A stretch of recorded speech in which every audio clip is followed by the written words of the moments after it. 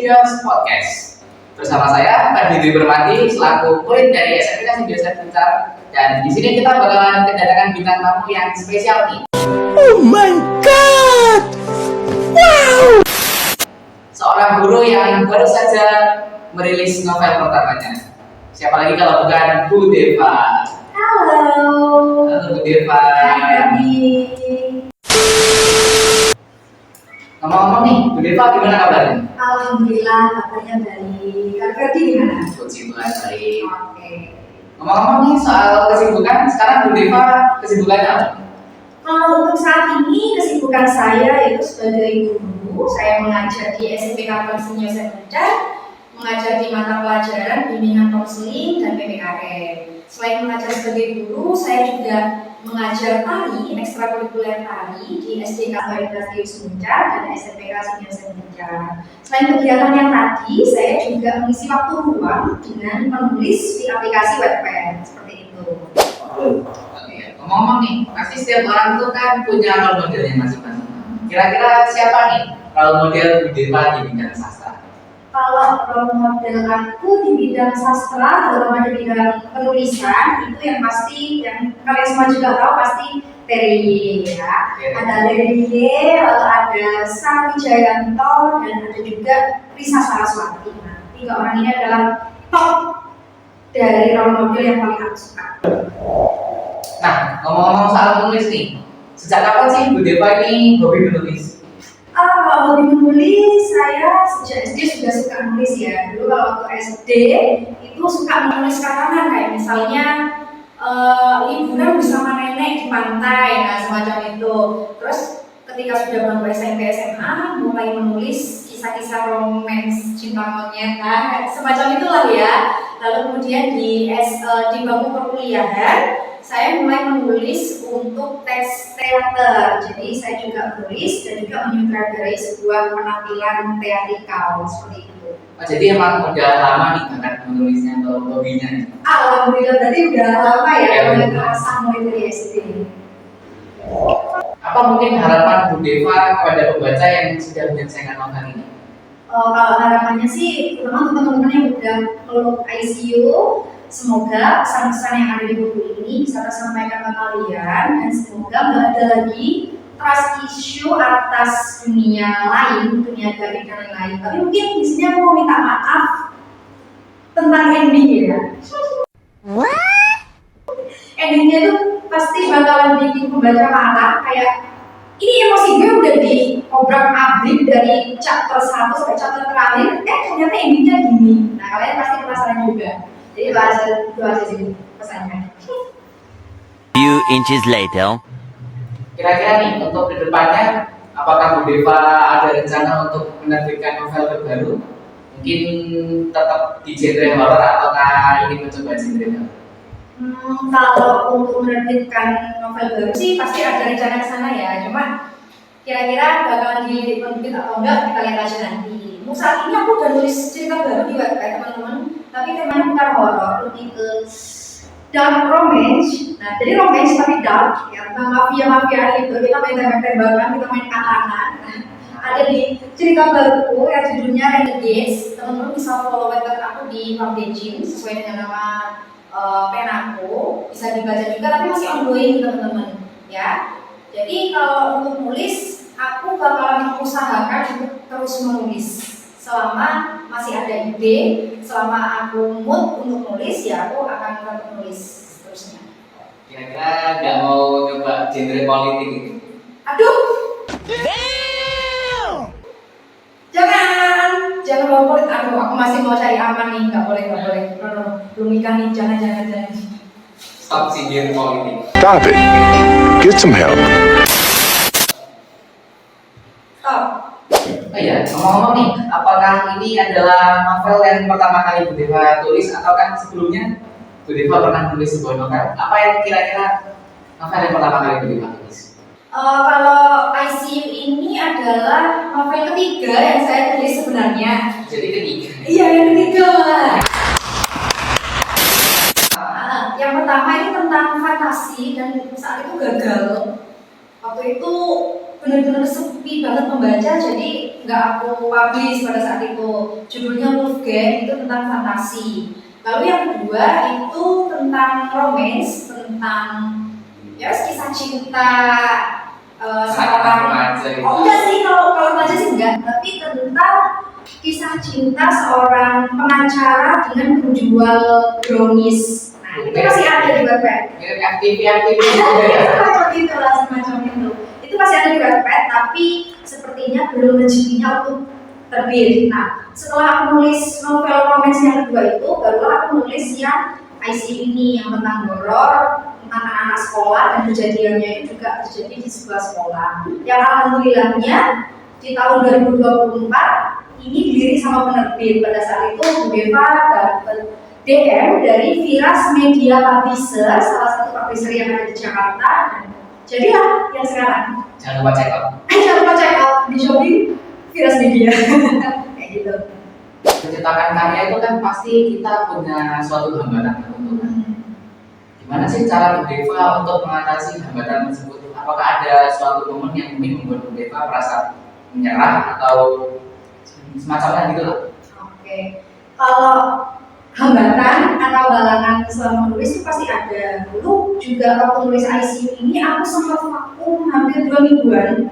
Jadi aku pernah kena writer's block selama 2 minggu, dan itu menurutku fatal banget. Apalagi pada saat itu ICU di Wattpad lagi rame-ramenya, teman-teman. Jadi waktu itu caranya adalah aku banyak-banyak baca buku horor. Makanya pada saat itu aku sempat beli buku Ivana, kemudian apa itu World in the Dark dan lain-lain. Jadi itu untuk Mencari inspirasi. inspirasi baru. Soalnya waktu itu aku kena writer's block tuh benar-benar kayak aku blank, yang tadinya ceritanya harus jadi ini malah hilang semuanya, ide itu semuanya hilang.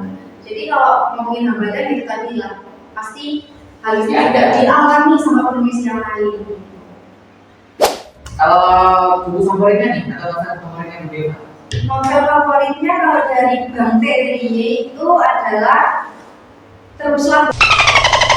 Nah yang itu banyak nih.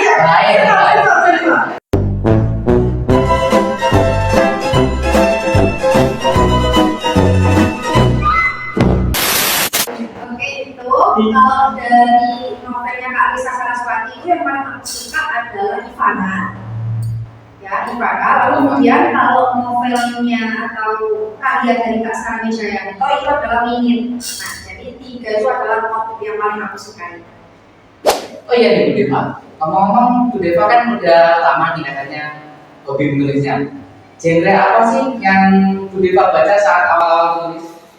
Saat awal menulis pada saat itu saya ke genre romance ya, ke arah romantis. Ya seperti biasa kebanyakan orang-orang yang suka membaca itu awalnya pasti membaca novel romance ya, tentang cinta-cintaan. Ya, apalagi remaja gitu ya. Iya bener banget gitu. Yang masih berbunga-bunga gitu. Nah, siapa yang mengalami cinta monyet? Cinta monyet?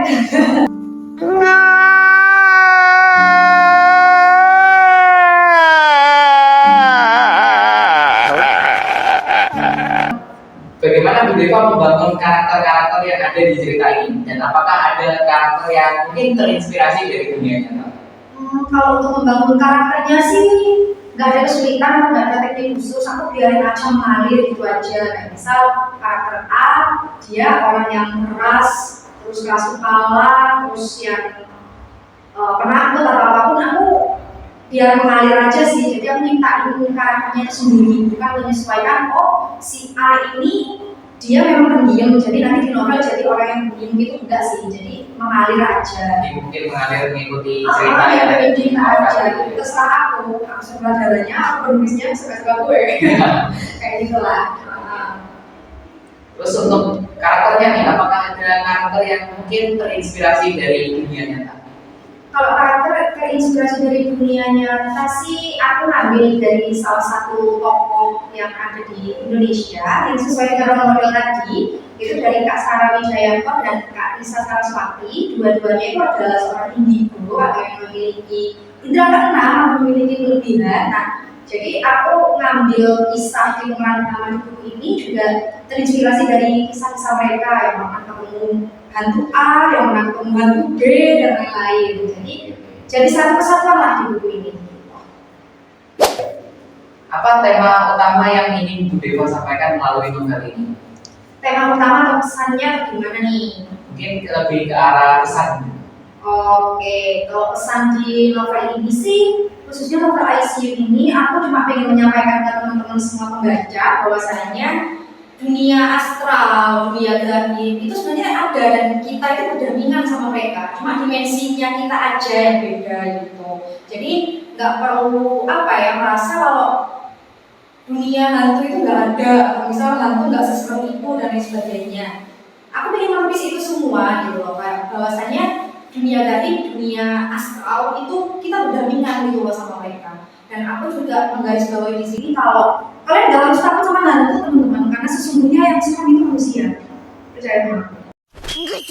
Mungkin hal itu lebih ke arah ke percayaan masyarakat lama kan, kalau bahwasanya mungkin hantu itu gini, makhluk astral itu gini nyerem, nakutin, wujudnya aneh-aneh, itu lebih ke arah itu. Jadi makanya kayak mungkin kita yang dari sekarang terdoktrin kalau bahwasanya ya makhluk halus itu gitu. Jadi mungkin tujuan Bu Deva itu tadi bahwa Ya udah kita jalanin aja deh, bukan kayak pada umumnya, karena dunia mereka sama dunia kita itu berdampingan meskipun cuma beda dimensi. apakah ada momen tertentu yang membuat Bu Deva seperti merasa putus asa gitu atau gimana? Atau ada momen yang mungkin membuat Bu Deva semangat untuk terus-terusan menulis?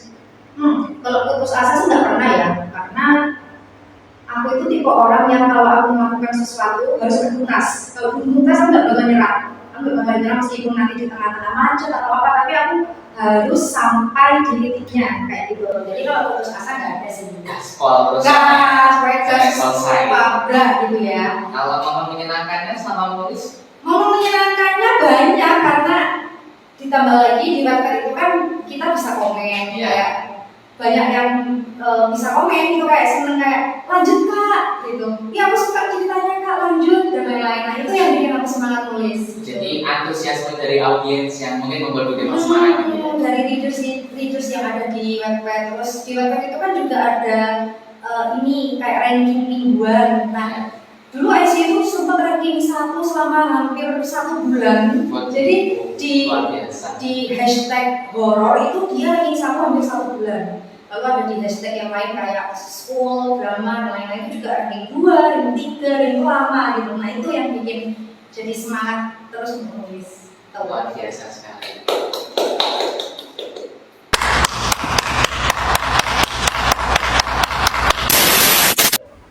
Seperti yang sudah saya singgung di awal, kalau Bu Deva ini kan baru saja merilis sebuah novel. Teknik apa yang Bu Deva gunakan untuk menarik minat para pembaca? Kalau teknis sih nggak ada teknik khusus ya teman-teman. Biasanya aku itu pakai yang lagi rame di pasaran saat ini. Nah kayak misalnya tentang K-pop, kemudian tentang horor, tentang dark romance, nah semacam itu. Jadi kalau tekniknya sih aku biasanya ikut pasar aja yang lagi rame sekarang apa nih. Nah itu nanti yang menjadi tema untuk aku nulis. Jadi lebih ke arah ngikut ke tren yang lagi. Betul, ngikut tren, hashtag update. Kayak gitu lah. Nah, demikian wawancara dengan Bu Deva. Terima kasih Bu atas kehadirannya. Oke, terima kasih kembali, terima kasih semua. Sampai jumpa lagi di podcast Sindios berikutnya.